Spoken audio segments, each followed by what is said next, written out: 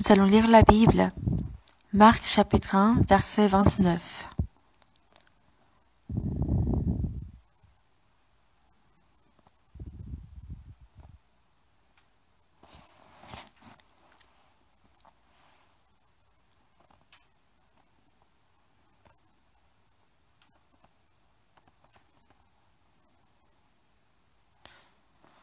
Marc chapitre 1, verset 29.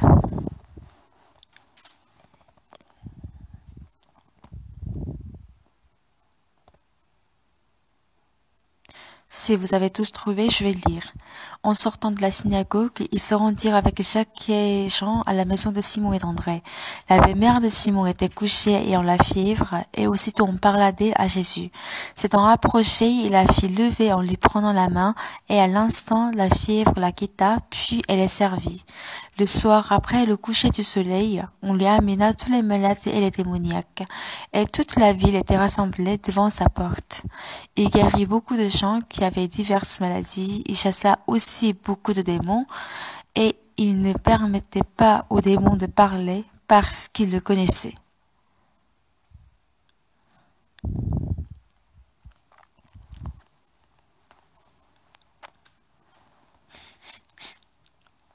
Il y a quelques jours, le diacre Tuetignon est venu chez nous. Il est le directeur général de Câbles électriques Taïwan. En parlant avec lui, pendant mon sermon, je dis souvent que le courant passe par le fil électrique. Et à chaque fois qu'il entendait cela, il disait que je faisais la promo de son entreprise et il disait qu'il était très content. Donc il avait ce cœur et son entreprise était traversée un temps de difficulté, mais lorsqu'il est devenu directeur général, la situation économique de son entreprise s'est établie. Donc quand j'ai appris cela, j'étais très reconnaissant.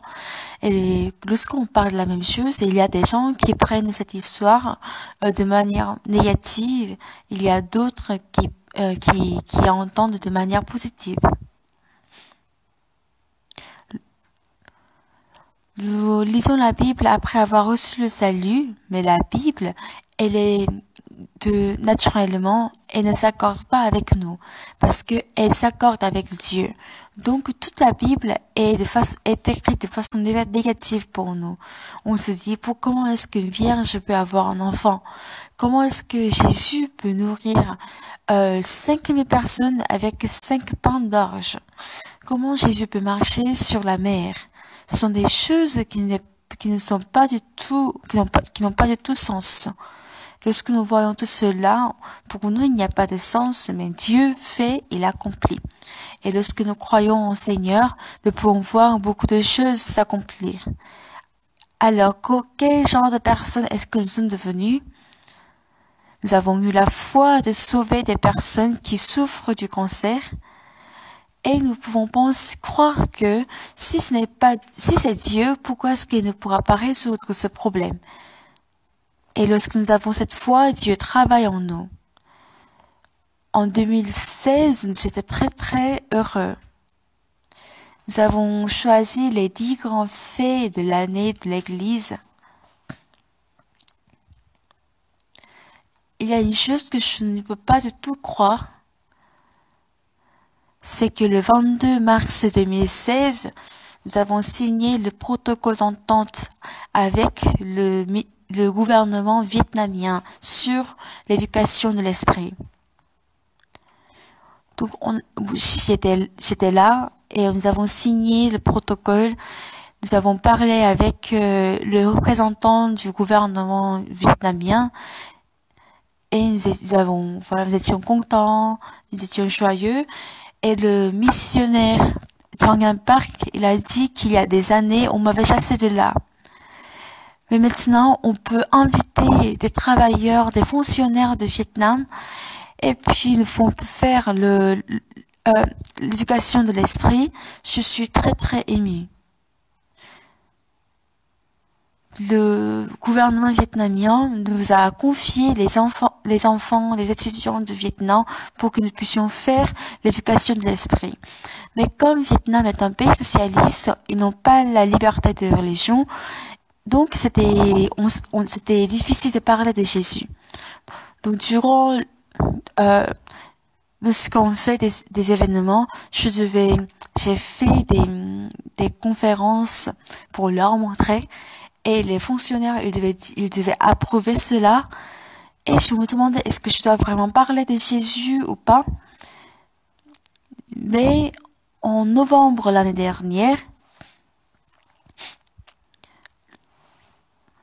le gouvernement vietnamien a approuvé par 84% que ils vont permettre la liberté de religion aux Vietnamiens.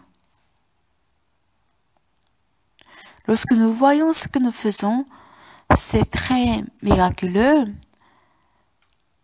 On n'a jamais cru que la Chorale Gracias va devenir la meilleure du monde. Mais maintenant, on ne peut pas résister à y croire. N'est-ce pas? Vous y croyez tous, n'est-ce pas? Et on parlait beaucoup d'IYF, que ça ne va pas marcher, mais aujourd'hui, toutes les portes sont ouvertes devant IYF. Lorsque je prie devant Dieu, je parle. Et nous avions invité Monsieur Armongil en tant que conférencier d'IYF. Donc, il était venu, il nous a parlé comment est-ce qu'il a fait la randonnée pédestre à Himalaya. Et il disait qu'il n'en veut pas trop. Et j'ai parlé avec lui, et qu'est-ce qu'il a dit? Il me disait que lorsque je fais la randonnée pédestre, je ne monte que la distance que la montagne me permet. Il y a un de ses collègues qui était en train de faire la randonnée à Himalaya. Il est mort sur la montagne. C'était un Coréen. Il est mort en pleine neige. Donc, Monsieur Amongé, il est remonté au mont Himalaya pour reprendre le corps de son ami. Donc, il s'est dit que je vais faire jusqu'à ce que la montagne me permet. Mais je ne veux pas faire plus que ce que la montagne me permet. Donc, il m'a expliqué beaucoup de choses qui s'est passé lorsqu'il était reparti à Himalaya. Et il disait que ce n'est pas moi qui ai la capacité de faire la randonnée, mais si la montagne me permet, je peux y aller. Mais si la montagne ne me permet plus ce jour-là, alors j'attends. Il avait une philosophie très claire. Il est plus petit que moi, mais c'est un grand randonneur. Quand j'écoute son histoire, il a une foi, il a une confiance très ferme en la montagne. Donc, il se trouvait en dessous. Lorsque nous faisons quelque chose, d'abord, notre désir est très grand et se trouve la place suprême. C'est après cela que nous nous donnons en bas. Mais les personnes qui font quelque chose de très, très important, ils se trouvent en dessous. Si Dieu ne nous aide pas, comment est-ce que nous pouvons couvrir le monde par l'évangile? Lorsque nous étions à Daegu Padong, lorsque nous offrions le culte au deuxième étage d'un restaurant chinois, comment nous avons prié, nous nous sommes dit que nous allons couvrir le monde par l'évangile, nous allons prêcher l'évangile dans le monde entier. Donc Dieu m'a donné le cœur d'envoyer des pasteurs dans le monde entier. Il m'a fait publier des livres. Donc toutes ces choses ont marché, mais aucune chose n'est faite par moi-même. Le gouvernement vietnamien a approuvé la liberté de religion par 84% de majorité. Donc cette loi sera promulguée à partir de 2018. dont dans un an, les Vietnamiens ont la liberté de choisir une religion qu'ils veulent. Le 22 mars l'année dernière, Aliyev a signé le protocole d'entente avec le gouvernement vietnamien. C'est une des grandes choses qui m'a surpris dans tout ce que nous avons fait l'année dernière. Parce que ils savent que, les Vietnamiens savaient que IOIF était une association chrétienne, mais ils nous ont confié leurs étudiants et j'ai vraiment envie de travailler pour les jeunes Vietnamiens. Il y a pas longtemps, le frère Kwon Hyuk-chun a visité le pays, il m'a envoyé un rapport sur le terrain. Donc, en voyant cela, je me suis dit que Dieu travaille de telle manière, alors pourquoi est-ce que nous ne pouvons pas travailler? Donc, quand je vois mon apparence, je suis petit, je peux pas faire grand chose, mais si Dieu est avec moi et qu'il travaille, alors je suis pas une personne petite. Apparemment, on peut dire que, vous travaillez, vous ne gagnez pas beaucoup d'argent, ou vous êtes le dernier employé de votre entreprise. Et si la petite fille chez le général Naaman, on se dit que qu'est-ce qu'elle peut faire chez lui? Mais comme elle est partie dans la maison de Naaman par la volonté de Dieu, donc elle pouvait chasser toute tristesse, toute peine de la maison, et elle pouvait remplir la maison par la joie, la gloire, le remerciement. Elle a fait quelque chose qu'on ne peut pas faire par argent ou par la puissance, mais la petite fille a pu le faire et c'était vraiment miraculeux. Je sais pas qu'est-ce que les gens parlent de moi, mais ce que je sais, c'est que tout ce que Dieu fait, ils sont miraculeux. En printemps dernier, j'ai reçu le titre de doctorat honoris causa en éducation à l'université d'Azteca au Mexique. Ce que j'étais reconnaissant, ma fille était avec moi au Mexique et mon fils était à New York, qui était pas très loin en avion. Mais mon fils m'a appelé. Père, je te félicite pour d'avoir reçu le titre de doctorat honoris, mais je peux pas y aller à la cérémonie. Pourquoi tu peux pas y venir? Père, à partir de demain, nous organisons le camp mondial à New York, donc je dois préparer.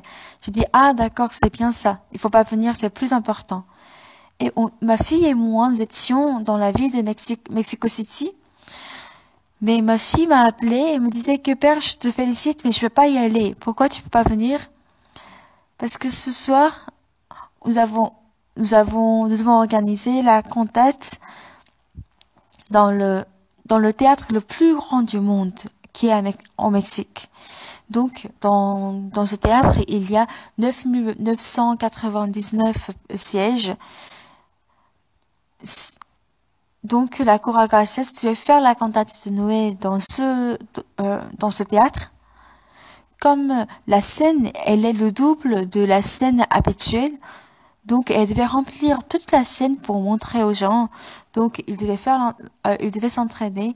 Donc, ma fille ne pouvait pas venir. Donc, plus que mes enfants viennent me féliciter, plus qu'ils font le travail de Dieu, j'étais très, très reconnaissant. Parce que c'est ça le travail des serviteurs de Dieu. J'ai jamais essayé de rencontrer le président ou le ministre pour pouvoir signer les protocoles d'entente de manière humaine. Mais ce qui est sûr, c'est que Dieu, il est content que nous prêchions la parole. Alors que je sois grand ou petit, ou je sois beau ou vilain, ou que je sois intelligent ou stupide, ça n'a pas du tout d'importance. Mais si c'est Dieu, il peut travailler à travers les pierres, à travers l'âne qui a grondé, qui a reproché Balaam. Si nous avons la foi dans laquelle Dieu travaille en nous, ou il travaille à travers nous, alors Dieu accomplit toutes choses. L'oncle de pasteur Kim, qui est dans notre église, est pasteur à l'église Sangju. Je vous avais parlé. Il y a 3 ans, je suis allée à l'église de Sangju pour la bénédiction de l'église. Et là, il y a un frère qui s'appelle Sonimo. Il m'a expliqué comment il a reçu le salut.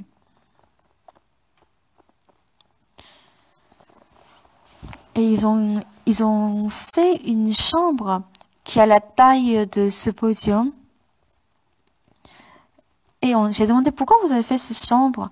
Et il disait que c'est pour que les frères de l'église puissent venir tous les soirs pour parler et discuter ou pour passer du temps. Donc, qu'est-ce que ce frère il a dit?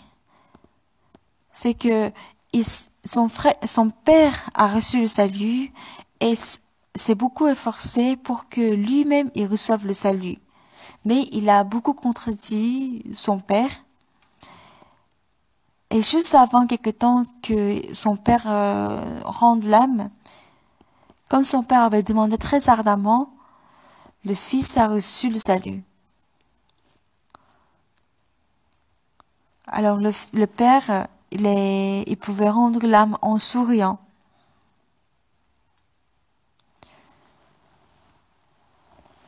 Donc son père était très heureux du fait que son fils a reçu le salut. Donc il disait qu'il ne peut pas oublier que il ne peut pas jamais oublier la joie de son père alors que son père était malade, mais il peut voir que son père pensait à son âme. Donc ce frère, il fait la culture de melon jaune à Sangju et Dieu lui a donné la sagesse que personne ne peut avoir. Tout le monde dans ce quartier vend le melon jaune, mais si on vend un carton de melon jaune à 50 €, alors lui, il vend à 60 €, mais les gens achètent son melon jaune parce que le goût est différent. Et en hiver, il faisait trop froid et tous les melons s'étaient morts de froid, mais c'est seulement ces melons qui sont restés au chaud. Donc les gens du quartier, ils ont demandé hey, comment est-ce que tes melons jaunes ne sont pas morts, ils sont pas glacés? Ah oui, je me suis dit qu'il allait faire très froid cet hiver, alors j'ai donné des engrais contre le froid. Alors les gens du quartier étaient très surpris. Mais comment est-ce que tu as trouvé les engrais contre le froid? Est-ce que ça existe? Ah oui, bien sûr. Donc, il s'est dit que les hommes, comme si les gens qui sont de l'Afrique ou l'endroit où il fait chaud, ils mangent beaucoup de fruits. Et les hommes qui habitent comme en Russie où il fait froid, ils mangent beaucoup de la graisse. Donc, c'est la même chose pour les plantes. Donc, il a une sagesse que aucune personne n'a. Donc, c'est lui qui fait la mode pour le melon jaune de Sangju. Et j'ai demandé, est-ce que la terre de Sangju est bien pour la culture de melon jaune? Et il a ri et il a dit que, pasteur, il n'y a pas une terre qui est bonne pour la culture. Mais c'est que nous changeons la culture pour que ce soit bonne pour la culture de melon jaune. Donc, il pense à des choses que nous ne pouvons jamais y penser. Les racines de melon jaune sont très faibles, alors qu'ils sont très délicieux. Donc, puisqu'ils sont très, très fragiles, ils ne peuvent pas prendre beaucoup de nutriments à travers les racines. Donc, je lui ai demandé qu'est-ce qu'il a fait. Et il disait que c'est très simple. Il disait que on va prendre des tubercules qui sont plus forts. Et après, lorsque ça grandit de 10 cm, on va les coller ensemble. Et c'est ainsi que les melons jaunes ne vont pas mourir non plus. Donc même s'il y a beaucoup de vent ou il y a beaucoup de pluie et que même les conditions climatiques ne sont pas bonnes, les melons jaunes ne vont pas mourir.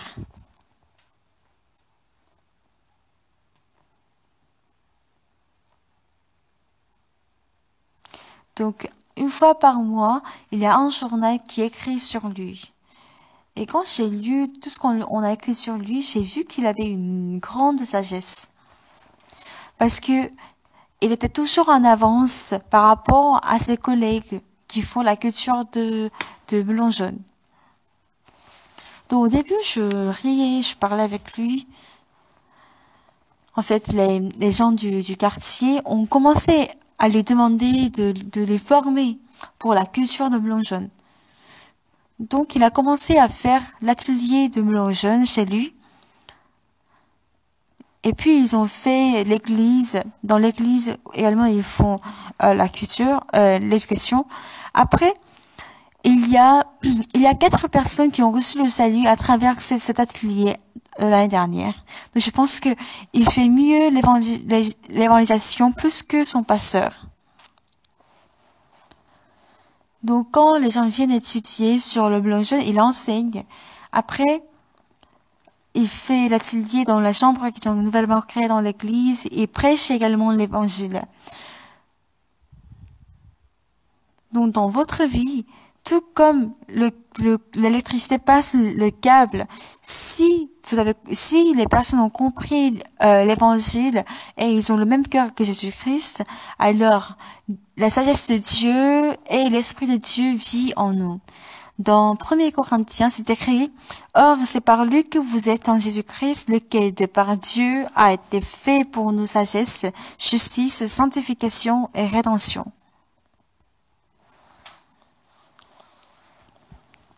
Cela veut dire que lorsque vous avez reçu le pardon du péché, vous avez un cœur qui était différent du cœur de Dieu. Au début, c'était le cœur qui était différent, mais après, les 2 cœurs se sont réunis. Et cela se fait tout d'abord lorsque nous acceptons que nous sommes justes, alors parce que Dieu nous a dit que nous sommes justes, alors que nous croyons que nous sommes pécheurs.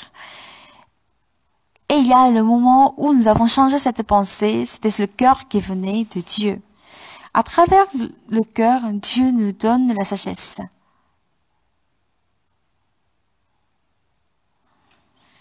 Il y a beaucoup de pasteurs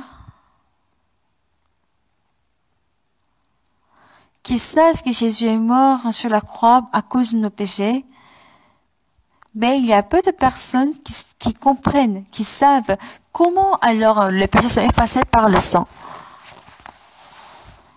Qu'est-ce que les pasteurs disent à l'église? Ils demandent le pardon du péché et prient et ils pleurent. À Dallas, aux États-Unis, on avait 250 pasteurs qui étaient réunis et je prêchais. Et il y avait un pasteur qui était assis tout au fond et il m'a dit, pasteur, j'ai quelque chose à vous dire. Oui, allez-y. Nous sommes pasteurs. Mais lorsque j'écoute votre sermon, vous parlez comme si notre foi n'est rien du tout. Et j'ai ri. Est-ce que vous allez bien, pasteur? Oui, je suis pasteur. Est-ce que vous savez que Jésus est mort sur la croix? Oui, je sais.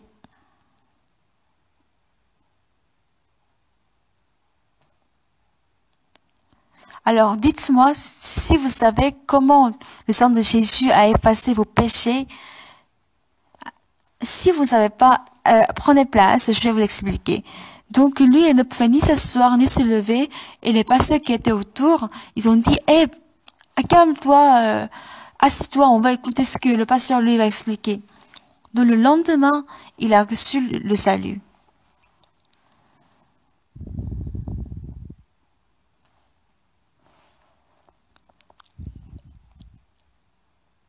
Toute l'église dans le monde lit la Bible. Mais la Bible n'entre pas très bien dans notre cœur parce que Satan travaille lorsqu'on lit la Bible. Je vous avais déjà dit. Il y a un frère à Addison qui avait la mère, une dame qui avait pour la mère une dame de 82 ans et elle fréquentait une autre église et disait que elle a, elle disait que ses enfants étaient sectes et c'est le pasteur de son église qui lui a dit. Et comme le fils ne pouvait pas s'entendre avec sa mère, donc le jour de la retraite, il a dit à sa mère qu'on va aller à la montagne. Et puis sa mère a dit d'accord. Et quand elle est arrivée à la montagne, elle a vu que c'était le centre de retraite de notre église. Donc sa mère était très très fâchée parce qu'elle était fonctionnaire quand elle était jeune. Donc elle est très intelligente. Donc qu'est-ce que le fils a dit à sa mère? Mère, si nous sommes sectes et si tu es orthodoxe, alors nous sommes venus à la montagne et que Pasteur Papa est là, donc il faut que tu parles avec lui. Et la mère a dit, pourquoi est-ce que je ne peux pas le voir? Je peux le rencontrer. Alors, donc je l'ai rencontré et c'était très intéressant. J'ai demandé à la dame, Madame, vous pensez que vous êtes pécheur, n'est-ce pas? Bien sûr, je suis pécheur. Ce sont les gens comme vous, secte, qui dit que nous n'avons pas de péché. C'était très intéressant. J'ai lu Ésaïe chapitre 53, verset 6. Nous étions tous errants comme des brebis, chacun suivait sa propre voie, et l'Éternel a fait retomber sur lui l'iniquité de nous tous. C'est écrit, il a fait retomber sur lui l'iniquité. C'est-à-dire, c'est écrit au passé composé. Je lui ai dit de lire, elle a lu. J'ai demandé, est-ce que vous avez toujours le péché? Oui, j'ai le péché. Je lui ai dit de lire la Bible. C'est écrit, il a fait retomber toutes nos iniquités. Elle a lu, mais elle ne se rendait pas compte. Et j'ai demandé, Madame, pourquoi vous ne lisez pas la Bible? Pourquoi vous ne croyez pas à la Bible? Pourquoi moi je ne vais pas croire à la Bible? Ce sont des sectes comme vous qui ne lisent et qui ne croient pas à la Bible. Et j'ai demandé, qu'est-ce que vous croyez à la Bible? Je crois toutes les 66 livres de la Bible. Et je lui ai demandé de relire. Nous étions tous errants comme des brebis, chacun suivait sa propre voie, et l'Éternel a fait retomber sur l'iniquité de nous tous. Vous avez le péché? Oui, j'ai le péché. J'ai demandé de lire pour une troisième fois. Nous étions tous errants comme des brebis, chacun suivait sa propre voie, et l'Éternel a fait retomber sur l'iniquité de nous tous. Est-ce que vous avez le péché? Oui, mais qu'est-ce qui ne va pas? J'ai le péché. Est-ce qu'il y a des gens qui n'ont pas de péché? Je lui ai dit, quand vous êtes en train de lire la Bible, dites-moi ce que dit la Bible. En lisant la Bible, il était très surpris. Alors la Bible était entrée en lui. Madame, est-ce que vous avez le péché maintenant? Elle ne pouvait rien dire. Est-ce que nous sommes toujours sectes? Elle ne pouvait rien dire non plus. Donc, étape par étape, je lui ai expliqué comment le sang de Jésus a effacé nos péchés. La dame, elle était heureuse et elle est entrée. Et j'ai rencontré sa belle-fille à Dayton très récemment et j'ai demandé si sa mère allait bien. Elle a dit ah oui, elle voulait bien venir aujourd'hui au séminaire, mais elle est malade donc elle n'a pas pu venir. Donc après son retour de la retraite, quand elle a le temps, elle fait venir les gens et ils s'assoient ensemble et elle explique aux gens que voilà tu vois c'est vrai qu'on n'a pas le péché. Donc elle avait évangélisé tout le temps. Chers frères et sœurs, lorsque Dieu a dit à Moïse d'aller sauver les enfants d'Israël de l'Égypte, il a eu beaucoup peur parce que Pharaon voulait le tuer. Et il a pensé, qui suis-je pour pouvoir aller devant Pharaon et pour sauver l'Égypte? Moi, je ne peux pas. Ma bouche et ma langue sont embarrassées. Il y a une chose que Moïse ne savait pas lorsque Dieu a dit maintenant va, je t'enverrai auprès de Pharaon et tu feras sortir d'Égypte mon peuple, les enfants d'Israël. Dieu a dit je t'enverrai. Qui est je? C'est Dieu. C'est Dieu qui envoie Moïse à sauver, à sortir les enfants d'Israël d'Égypte. Alors ce n'est pas Moïse qui fait, mais c'est Dieu qui fait. Mais Dieu lui fait faire. Les gens qui font bien, par exemple ceux qui écrivent bien au feutre, si on a de bons feutres, on peut bien écrire, mais eux, même s'ils n'ont pas de bons feutres, ils peuvent bien écrire. C'est ça les gens qui savent bien écrire. Les gens qui savent pas bien, qui n'ont pas une bonne manuscrit, donc eux, ils peuvent pas bien écrire, même s'ils ont de bons feutres, et s'ils ont de mauvais feutres, ils ne peuvent pas du tout écrire. Donc Dieu est la personne Dieu est comme la personne qui écrit bien avec de mauvais feutres. Donc, ce que nous avons faire, ce n'est pas important, mais ce qui est important, c'est que si nous nous trouvons dans les mains de Dieu ou pas. Alors, lorsque nous croyons en Dieu, si nous croyons que nos péchés sont effacés par Jésus-Christ, si nous croyons cette parole dans notre cœur, alors Jésus a dit que nous sommes justes, mais nous disions que nous étions pécheurs, mais si nous acceptons que nous sommes justes par Jésus-Christ, alors nous pouvons dire que c'est vrai. Donc c'est faux que nous sommes pécheurs, c'est vrai que nous sommes justes. Si nous acceptons cela, à partir de ce moment, nous formons un avec Jésus et nous trouvons entre les mains de Jésus. Et lorsque nous avons le même cœur que Jésus, c'est en ce moment que Dieu travaille. Il y a le pasteur Yang Sin-ho qui est à Francfort en Allemagne. Il est le fils de ma grande sœur. Lorsqu'elle était à LA, aux États-Unis, il a créé beaucoup de problèmes.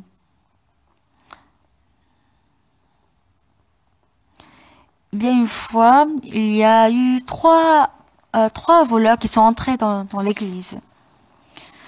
Vous savez, aux États-Unis, les voleurs, ils peuvent avoir de pistolets ou de couteaux.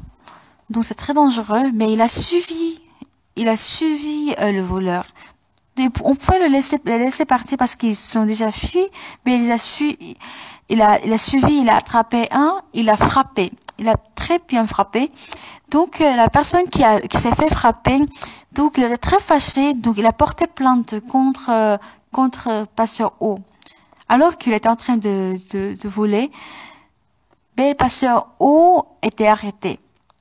Donc la loi est très différente aux États-Unis par rapport en Corée. Donc même si on frappe le voleur, c'est qu'on a frappé. Donc j'ai dit de ne pas payer pour l'avocat pour Pasteur O pour qu'il souffre un peu, pour qu'il comprenne la situation. Donc après il est parti à Hawaï. Les pasteurs qui sont aux États-Unis, et plutôt que de vivre par la foi, ils ont envie de vivre dans le confort. Ils ne font pas le défi. Donc, je leur ai donné un devoir. Et j'ai dit que je vais vous donner un devoir à faire. Je ne prends que 10 premiers candidats. Donc, le pasteur, il était en train d'hésiter. Et lorsqu'il y avait 10 personnes complètes qu'ils voulaient écrire leur nom, et j'ai dit non. Donc, j'ai dit aux 10 personnes, donc, essayez, expérimentez si Dieu vit ou pas.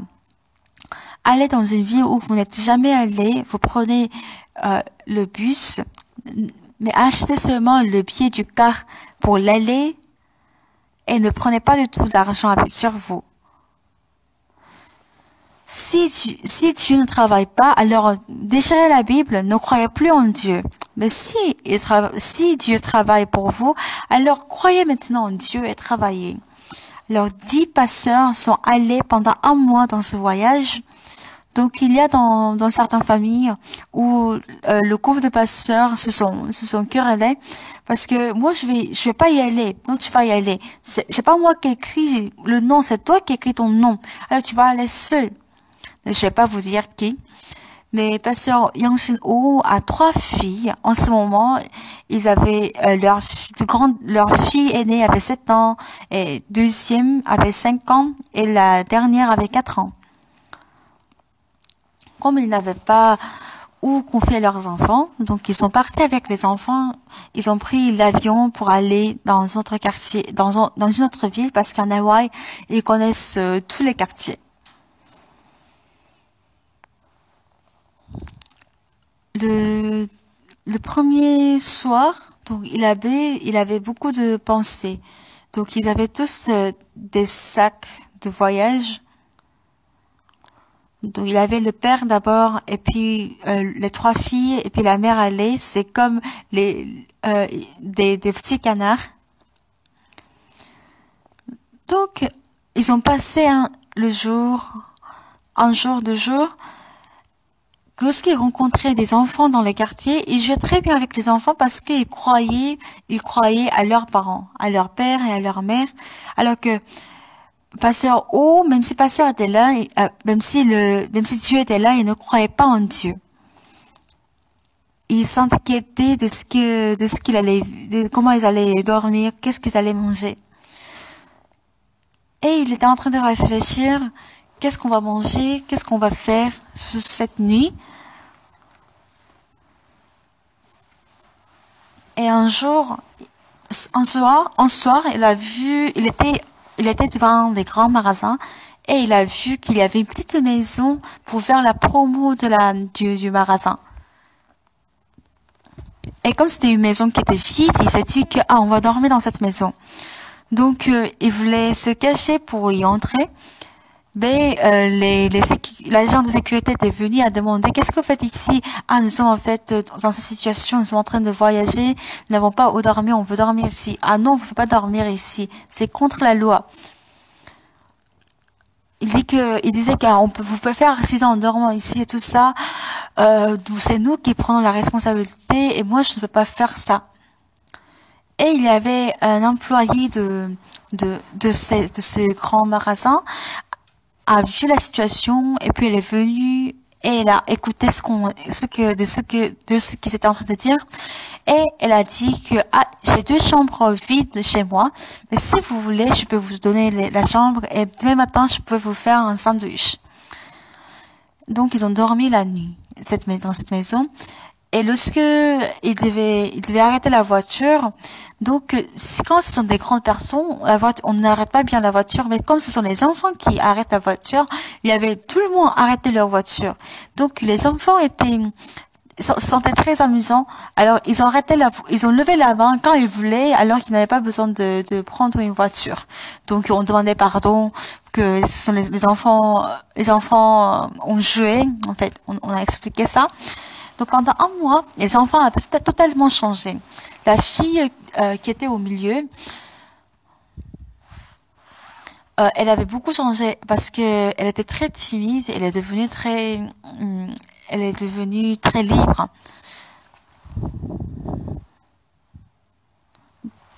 Donc elle a vu que les enfants avaient confiance en lui parce qu'il était le père. Il ne s'inquiétait pas de quoi manger et d'où dormir. Mais Pasteur Our, alors que lui, il croyait en Dieu le plus tout-puissant, mais comme il ne peut pas y croire, il s'inquiétait toute la nuit. Ah, où est-ce que je vais dormir? Qu'est-ce que je vais faire?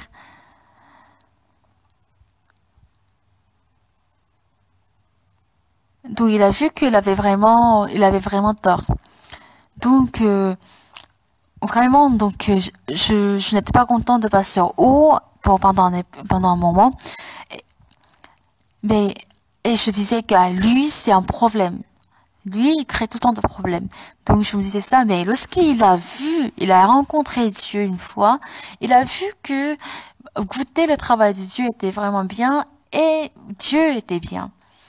Donc, après Hawaï, donc, il y avait quelques problèmes en Allemagne, donc on demandait qu'est-ce qu'on va envoyer en Allemagne à Francfort et on a choisi passer au Yanxin. Donc comme il était aux États-Unis, il commençait à apprendre l'anglais petit à petit. Et là, il commençait à apprendre l'allemand petit à petit. Donc c'est difficile, mais son caractère est bien. Donc même si c'est difficile, il rit tout le temps. Donc, mais il avait très bien frappé le voleur de la fois dernière. Donc je lui ai dit que ah tu connais pas bien les États-Unis, mais si ils avaient le pistolet et on tirait sur toi, tu allais mourir. Et cette fois-ci, à Francfort, ils avaient acheté un bâtiment de 7 étages. Et notre église des Gangnam n'avons pas beaucoup d'argent. Et comment est-ce qu'on allait payer pour ça? Mais comme moi, je pense à ça parce que j'avais pas la foi. Mais nous avons quand même aidé, en Corée, nous avons aidé à peu près 10% du, du montant global de ce bâtiment. Mais la banque ne voulait pas faire le prêt. Donc, le vendeur a dit que, donc ce qu'on va faire, vous savez, je vais prendre de l'argent. En fait, quand je reçois de l'argent, je vais le déposer à la banque, mais on va faire de manière que vous me payiez l'intérêt. C'est comme si je fais le dépôt chez vous. Donc, on paie un peu moins et que c'est comme si on a fait le prêt avec le vendeur, chez le vendeur. Donc le bâtiment se trouve au centre de Francfort et le bâtiment a beaucoup de salles, en fait un bâtiment extra. Donc chez nous il y avait on vit avec la sœur Kim Hye-yeon et je parle d'elle la foi. Hye-yeon, si tu veux voir le travail de Dieu et tu veux y croire, alors c'est impossible parce que Dieu travaille lorsqu'on y croit. Si tu fais d'abord le pas, c'est à partir de ce moment que Dieu travaille. Quand tu vois le travail de Dieu, tu seras très contente. Le moteur de la voiture ne tourne pas tout d'abord lui seul, mais il y a d'abord un moteur de démarrage qui tourne après que le moteur se met à tourner. Donc pour la première des choses, il faut s'efforcer. Lorsque nous croyons en Dieu, Dieu travaille, mais pour les personnes qui n'ont jamais vu Dieu travailler en eux, au début c'est difficile. Mais donc Dieu vous donne des difficultés dans votre vie pour que nous rencontrions des choses que nous ne pouvons pas résoudre si ce n'est pas la foi. Alors, en ce moment, Dieu nous dit que, voilà, donc quand tu ne peux pas faire par tes propres moyens, alors crois en moi, regarde si je fais ou pas. Donc, c'est cette opportunité que Dieu nous donne. Donc, si nous commençons à croire en cela, à partir de ce moment, ça devient très intéressant. Aux États-Unis, pasteur Young Park a entendu avec sa sœur qui est chef d'orchestre. Donc, ils ont organisé la tournée de cantates de Noël. Donc, les théâtres coûtent très cher aux États-Unis. Ça coûte 30 000 $, 40 000 $ pour une salle pour 1500 personnes. Et il y a des bâtiments qui coûtent également 100 000 $. Mais lorsque nous avons pris le bâtiment, le théâtre en Mexique, pour 10 000 places, normalement ça coûtait 250 000 $, mais la ville, en fait, a payé, et puis nous n'avons payé que 80 000. Donc c'était à peu près 10 000 places, et les frères et sœurs étaient très heureux. Donc, on n'avait pas pu remplir la salle au complet, mais il y avait plus de 8 000 personnes. Et ils ont fait la donation, ils étaient très émus. Pasteur Shin Jae-hoon était là, et tous les pasteurs qui étaient venus en voyant cela, en voyant cette salle, avant que nous avions organisé la cantate, ils ont vu et ils se sont dit que ce serait très bien que la Croix-Rachette chante ici et que Pasteur Oso Park prêche, ce sera très bien. Et lorsque nous avons planifié de faire le camp mondial en Mexique, on a pensé à cet endroit et la ville de Mexique a dit que nous pouvons utiliser ce théâtre 5 fois par année, mais nous avons utilisé 4 fois déjà, mais il reste une fois. Alors vous pouvez utiliser le théâtre. Et même le jour où nous voulions organiser était vide, donc nous avons pu organiser la cantate. C'était le dernier jour du camp mondial, et on s'est dit que c'était la volonté de Dieu. Donc normalement, on devait payer 250 000 dollars, mais finalement, on a payé que 7 000, 80 000 dollars. Donc il ne restait, on a eu la salle juste 4 jours avant le jour de spectacle. Et on se demandait comment est-ce qu'on pourra remplir toute la salle, comment est-ce qu'on va passer la pub. Donc le jour de l'événement, on était parti au théâtre vers 15 heures, et puis ils ont dit d'ouvrir. Ils ont dit d'ouvrir la salle à partir de 4h30, c'est-à-dire 16h30 pour que les gens puissent y entrer. Je me demandais, ah, mais on commence à 17h, 19h, mais pourquoi est-ce qu'on doit ouvrir la salle à partir de 16h30? Mais on a vu que pour, pour les spectacles, pour 1000 ou 2000 personnes, on peut ouvrir un peu plus tard, mais pour 10 000 personnes, il fallait ouvrir à 4h30. Et on a fait ça, on a vu les gens entrer, on a fait une réunion des passeurs, et lorsqu'on était sortis, c'était vers 19h, et la salle était remplie. C'est seulement 2 lignes tout en haut étaient vides, mais en fait, ça faisait plus de 8000 personnes. Et pasteur Shin Seon était sur le point de pleurer, parce qu'on n'a pas pu faire la pub. Même aux États-Unis, lorsqu'on a fait la cantate dans les théâtres, les gens ne viennent pas, mais pour nous, le théâtre était rempli d'hommes aux États-Unis. Donc j'étais touchée également. Et après l'acte 1 et 2, et avant l'acte 3, je donne le message pendant à peu près 30 minutes. Comme l'États-Unis est un pays chrétien, mais lorsqu'on parle de la Bible, les gens n'écoutaient pas. Mais aucune personne entre 8000 personnes se sont levées. Et j'ai parlé de l'évangile pendant 30 minutes. Les gens étaient très contents. Ils étaient heureux.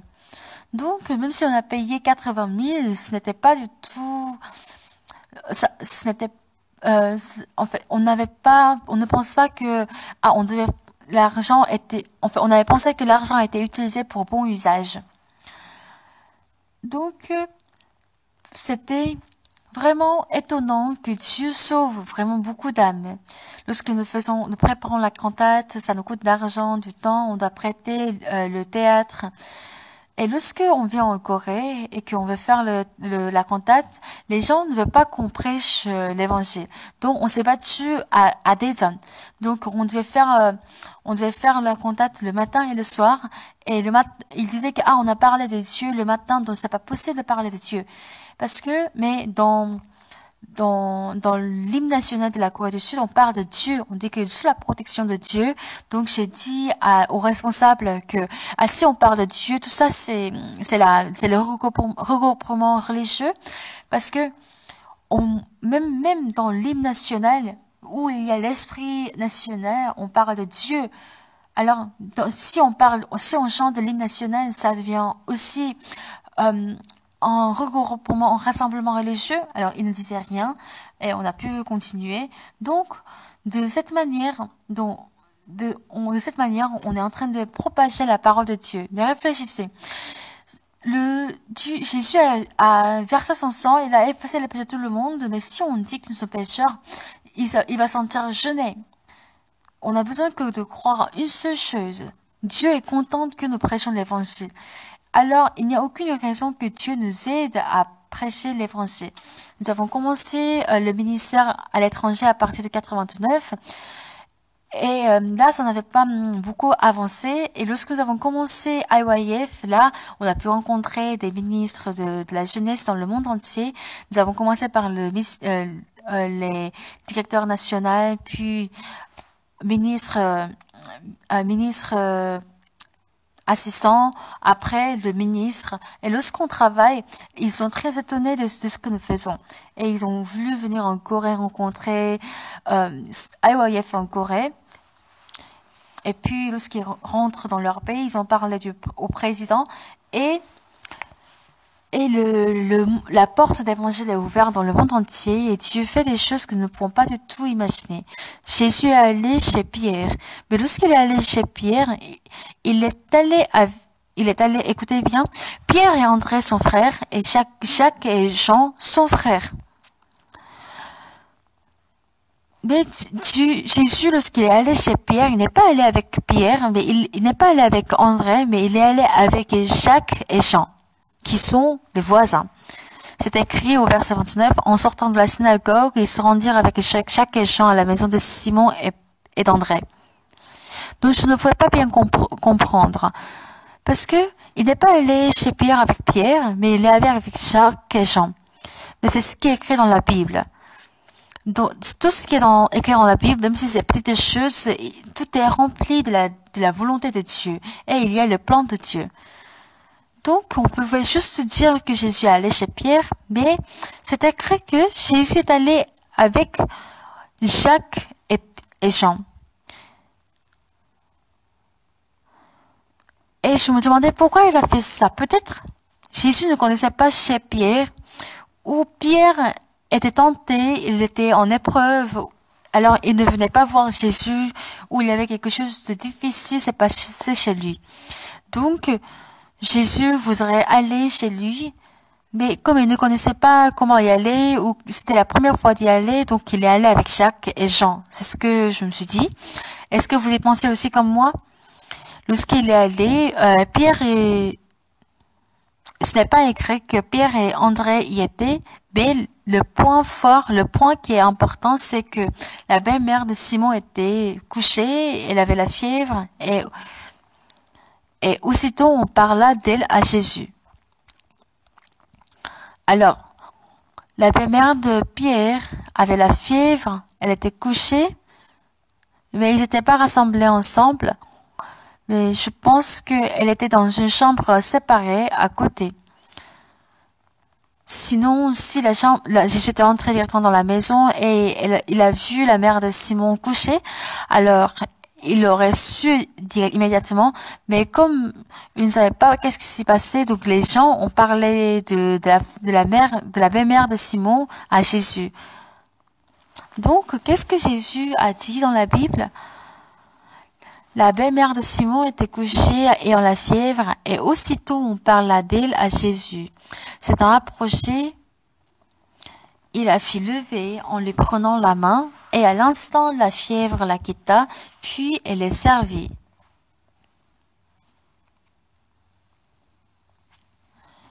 Ici, ce qui est important, c'est que lorsque Jésus a levé la belle-mère de Pierre, qui avait qui avait la fièvre, alors elle pouvait servir Jésus. Mais lorsqu'elle était malade, elle n'a pas pu servir Jésus. C'est ce que ça veut dire. Ainsi, en lisant cette histoire, qu'est-ce que je pouvais penser?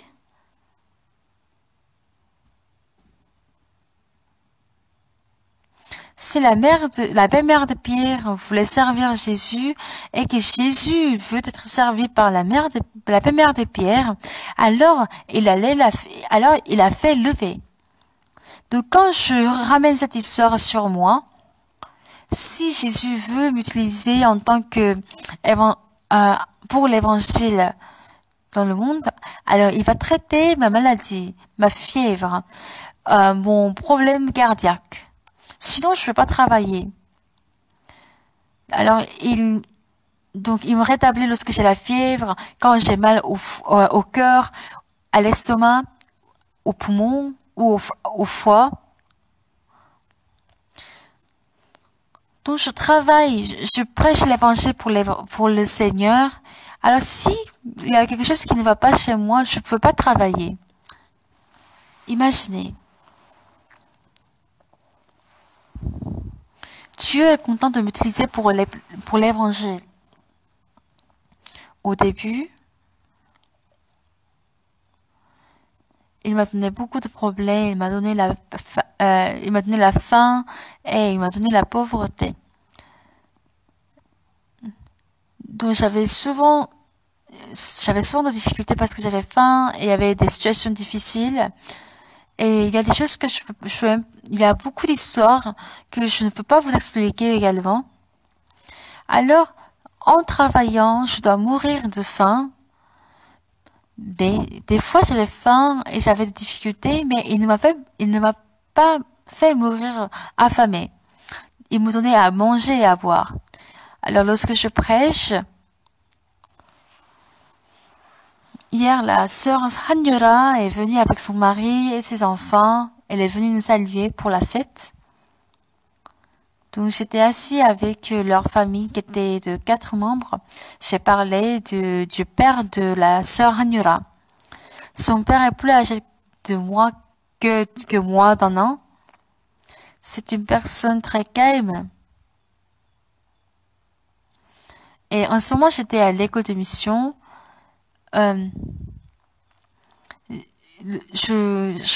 J'ai rencontré le père de sœur Hanyura. Actuellement, il est à Kumi. Mais il n'avait pas reçu le salut. Mais à ce moment, à l'époque, notre église était différente. Donc, si on fréquente l'église pendant 6 mois et qu'on reçoit le salut, alors c'était bien. Et on prêchait l'évangile sur car Dieu a tant aimé le monde, du verset 16 dans Jean chapitre 3. Mais quand j'étais à Daegu-Padon en 74, que j'ai compris beaucoup de choses sur l'évangile, et nous avons eu la base de l'évangile et beaucoup de gens ont reçu le salut. Donc, la mère de la sœur Hanyuna, il est très calme et il est bien gentil. Donc, un samedi après-midi, je l'ai appelé, je l'ai fait venir et j'ai parlé avec lui pendant des heures. Mais il ne recevait pas le salut. Mais le lendemain, il est venu à l'église, il a témoigné. Mon cœur battait. Ah, j'ai expliqué hier toute l'histoire, mais il n'avait pas compris, mais peut-être il a compris plus tard. Et il disait, en témoignant que lorsque frère Osepar a expliqué, je ne comprenais rien du tout et ça me donnait que des mots de tête. Mais quand le frère Yu m'a expliqué, j'ai reçu le salut en 5 minutes. J'étais très déçue. Je le détestais. Et maintenant, quand je réfléchis comment j'avais prêché l'évangile, quel cœur, quelle intention est-ce que j'avais pour la prédication? Ah, il faut que une personne reçoive le salut à travers moi. Il faut que je donne le salut à quelqu'un. Je n'avais que ce désir. Et après, je me disais que, je vais montrer que je connais bien la Bible. Je vais les faire apprendre ces choses-là. Donc, j'avais un cœur qui n'était pas pur, donc les gens ne recevaient pas le salut. Lorsque j'avais fini mon école de mission, il y avait les autres personnes, on les avait sollicités dans les villes, donc ils sont allés, mais il y avait personne qui m'avait demandé de venir. Donc, je suis allée à Apgokdong. Avant, il y avait un chant qui voulait dire femme de chalet à la montagne. La parole, c'est dans le chalet à la montagne où personne ne vient, sur les feuilles des érables sont tombées. Je chantais bien ce chant avant de recevoir le salut. Et après, c'est abandonné dans le monde, puis je ne me rappelle pas bien de la parole. Donc, j'étais comme la femme de chalet à la montagne. Personne ne me cherchait. Et une fois, un jour, la sœur Son est venue me vendre des objets chez moi et je lui ai parlé de l'évangile. Comme elle était plus ardente d'écouter la parole plus que moi, donc je lui ai expliqué pour autre chose. Je continue à lui parler. Et puis elle a reçu le salut, elle avait complètement changé. Jusqu'à ce moment, il n'y avait aucune personne qui avait reçu le salut à travers moi. Donc, j'ai réfléchi et j'ai réfléchi comment je vais mener ma vie qui reste. Jésus a effacé tous nos péchés sur la croix. Alors, il y a beaucoup de gens qui n'ont pas compris cette histoire. Donc, ce qui est plus important, c'est de parler de cela. Donc, je ne peux pas bien prêcher l'évangile, mais j'ai continué à prêcher l'évangile. Dieu m'a fait comprendre la Bible à travers l'évangile. Et comment le péché est passé, et puis dans l'Ancien Testament, il y a le sacrifice pour effacer le péché. Donc Dieu m'a montré toutes ces choses pour que je puisse comprendre sur la rémission du péché. Donc, c'est pourquoi je peux évangéliser aux gens. Et comme Dieu me fait rencontrer les présidents, je peux rencontrer, mais je ne les rencontrerai parce que je veux, ou je ne peux pas prêcher la parole aux ministres parce que je veux.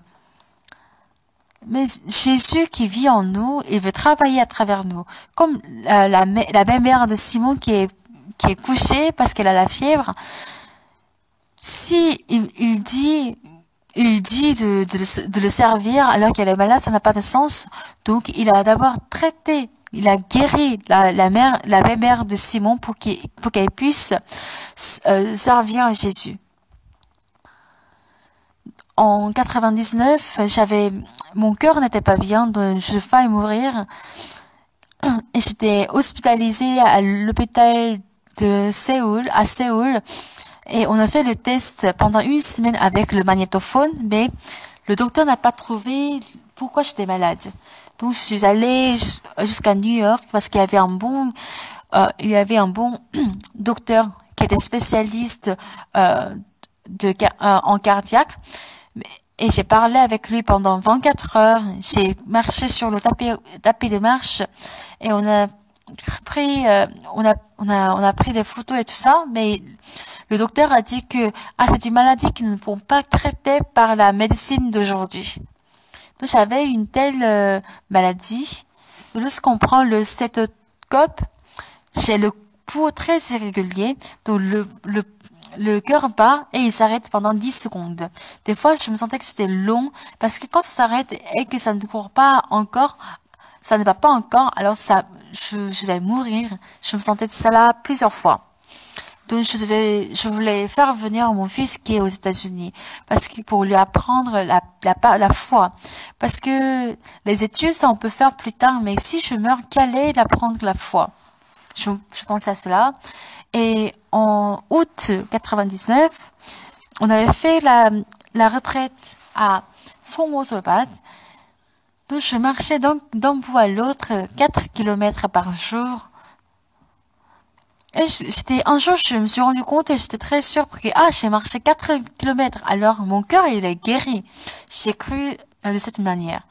Donc, à partir du lendemain matin, j'ai commencé à marcher rapidement, dans les champs. Et lorsqu'on avait fini, la retraite, comme j'étais à Daejeon et il y avait un lycée pas loin. Donc, je marchais tous les jours. Donc, un tour était égal à 300 mètres, mais j'avais mal au côté, donc je pouvais pas faire 2 tours. Mais j'ai continué à courir. J'ai couru 1 kilomètre, 2 kilomètres, 3, 4, 5. J'avais acheté des paires de chaussures très légers. Donc je courais tous les jours, même en Afrique, ou le matin, ou quand je suis allée aux États-Unis, j'ai couru. Donc quand je cours de 1 kilo à 5 kilos, je commence à transpirer et je me sentais très bien. L'ancien Wang a dit que quand le cœur se rétablit, les poumons et le foie aussi se rétablissent. Donc je peux sentir que mes poumons sont en bon état quand je nage. Je peux voir que même si je nage pendant une heure, je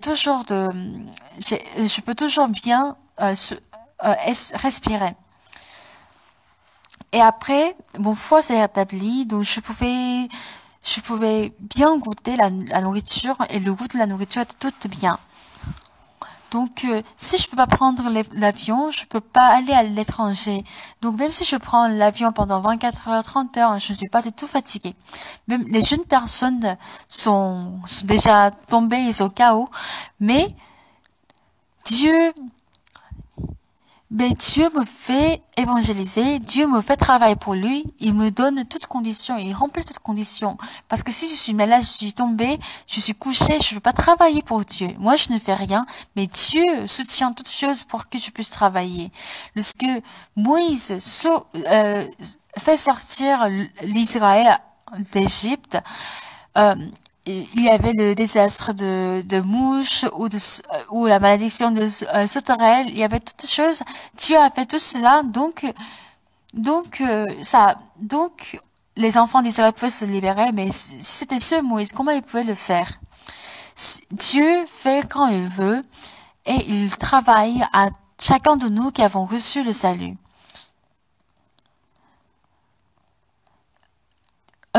Même dans la croix gracieuse, Dieu fait des choses que nous ne pouvons pas imaginer. Chaque année, il y a quelques milliers de personnes écoutent l'évangile. Et cette année, c'était plus de 100 000 personnes. Et il y avait 2600 pasteurs qui ont écouté également l'évangile. Beaucoup de gouvernements ont ouvert la porte parce que c'est Dieu qui fait. Lorsque nous lisons dans Marc chapitre 1, Jésus est allé chez Pierre avec Jacques et Jean. Et la belle-mère de Pierre était couchée, malade. Mais quand il le lève, elle pouvait servir le Seigneur. Jésus n'a pas dit, belle-mère de Simon, lève-toi, sers-moi. Mais lorsque il a ramené à la perfection, alors elle a pu se lever, elle a pu servir le Seigneur. Quand je prêche l'évangile, Dieu ouvre la porte dans les 4 coins du monde. Il ouvre le chemin de l'éducation de l'esprit, les gouvernements donnent de terrain à l'IYF, le gouvernement nous aide et nous avons signé des pactes d'entente. Lorsque nous sommes allés au Vietnam avant, nous devions fermer toutes les fenêtres, nous avons mis même les rideaux, nous avons parlé à toute basse voix pour chanter, pour partager la parole alors qu'il n'y avait pas de climatiseur. Nous avons tous transpiré. C'est comme ça on a partagé la parole. Mais cette fois-ci, le gouvernement a autorisé, donc nous pouvons rassembler des milliers de personnes pour prêcher la parole. On peut tout faire cela parce que Dieu ouvre le chemin. C'était le cas en Zambie, en Ouganda, au Vietnam et au Bénin. L'ancien président du Bénin est venu en Corée. Lorsqu'il était en Corée, il y avait beaucoup de choses qui nous a complimenté. Il était très reconnaissant de notre église. Ses dents n'étaient pas en bon état, donc nous l'avons amené à l'hôpital de l'ancien Isengo. Donc il disait que lorsqu'il avait traité ses dents au Bénin, ça faisait très mal. Mais quand il est allé à l'hôpital de l'ancien lit, il disait que c'était comme si on touchait ses dents avec du coton. Et il disait que comment faut traiter comme ça? Mais on n'a pas encore pu faire l'implante dentaire.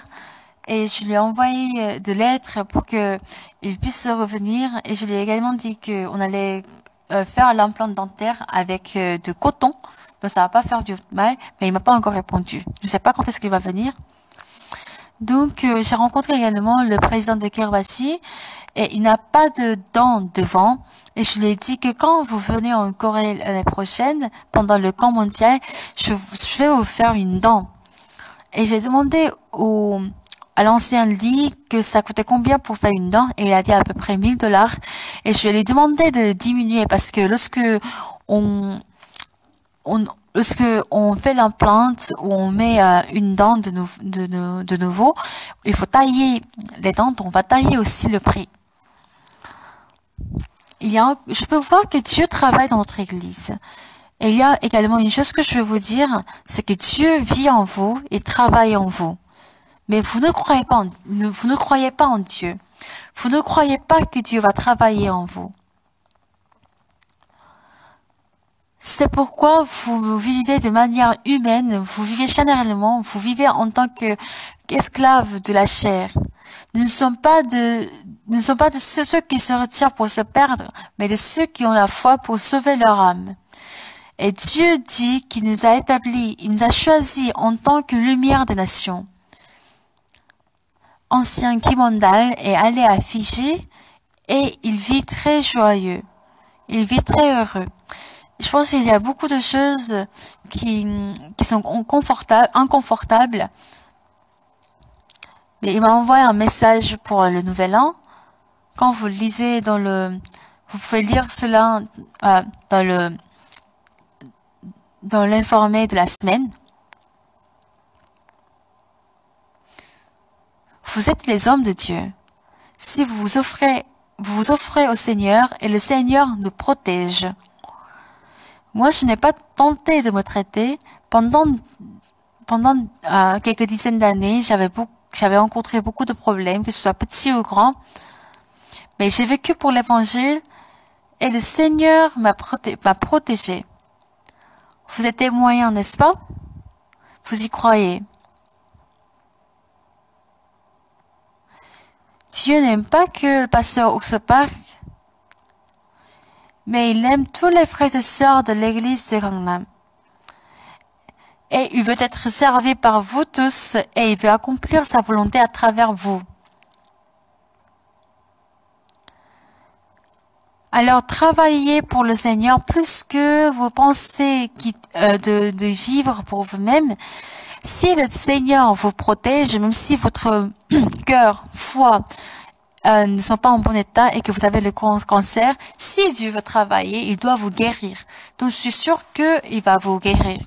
Lorsque j'avais 50 ans, je me suis dit que j'allais vivre jusqu'à 60 ans et j'ai commencé à ranger ma vie. À 60 ans, je n'étais pas encore mort. À 70 ans non plus. Cette année, j'ai 74 ans. Je ne sais pas trop. Mais je n'ai pas une grande différence de santé quand je compare aujourd'hui à il y a 10 ans. Et je me dis que, est-ce que je ne vais pas vivre jusqu'à 100 ans? Parfois, j'ai un peu peur de vivre jusqu'à 100 ans et parfois, je suis content quand je pense à cela. Mais ce qui est sûr, c'est que je sers Dieu et Dieu dirige toutes choses qui me concernent, que ce soit la santé, ma vieillesse, mon avenir, mes enfants, mon ministère. Hier, j'étais dans ma ville natale. Tôt le matin, j'ai parlé de Dieu à mes neveux et mes petits-enfants. Avant-hier soir, on a témoigné tour à tour.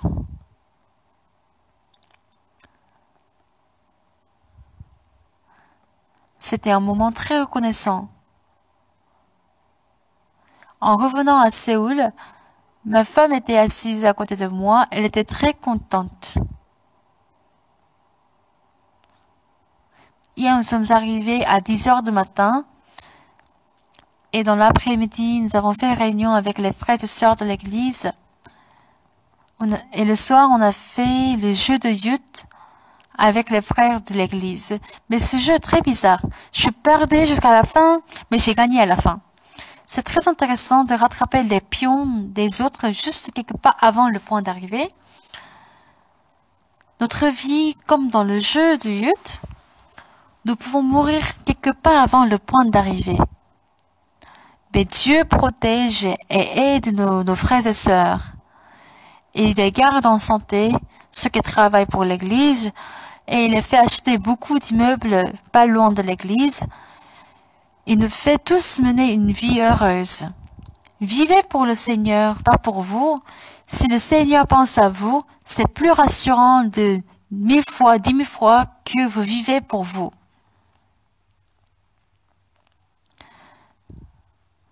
Ainsi, prêchons l'Évangile jusqu'aux extrémités de la terre et menons une vie dans laquelle le Seigneur nous bénit. Prions. Nous allons d'abord prier individuellement.